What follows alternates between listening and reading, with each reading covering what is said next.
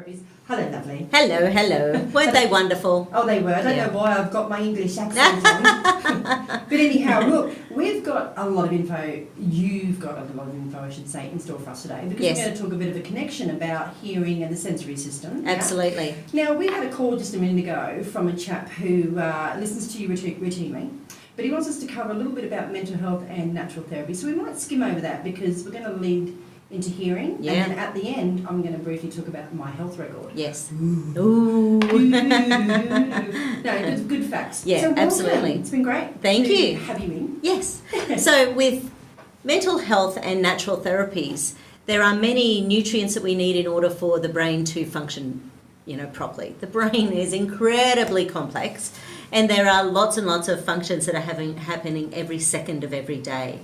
So when we're out of balance, when we're stressed, when we're inflamed, when our diet's shocking, when we're not sleeping well, when we're dehydrated, all of these things affect the brain. Yeah.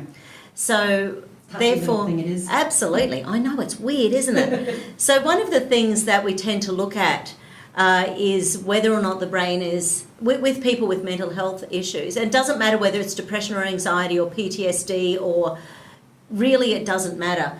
Of course, there's all the domestic violence and all that sort of stuff going on with many people as well.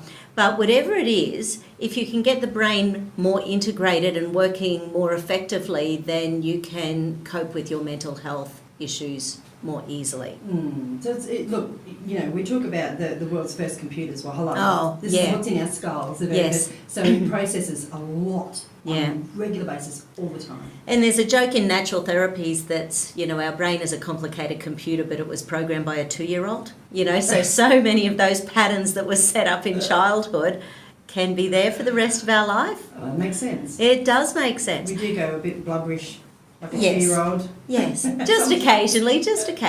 So basically we start to really go through that counselling combination of what really did happen. When did the mental health start? Were you born with it? In which case it might be genetically from your mum, your dad, your grandparents or something, because there is that whole link with genetic connections to many generations, and it hasn't been an easy 100 years on the planet. So No. a lot of people do suffer, like personally, because they feel like they're not coping and they're letting everyone else down because they're not coping. Yes. That is absolute hogwash, because this is you as a person, and we have to accept you with your mental health illness. Yes. You have to find a pathway for you, how you can deal with it. There's going to be ups and downs all the time. That's right. But you are never alone. No. There's always help out there. There's always someone you can talk to, and if you can't, ring up the mental health helpline. They are there for crisis. Yes. Natural Health Therapies, we're going to talk about what you can do for your mental health in just a minute, because we're going to hit to the arrhythmics now with Sweet Dreams Are Made of These.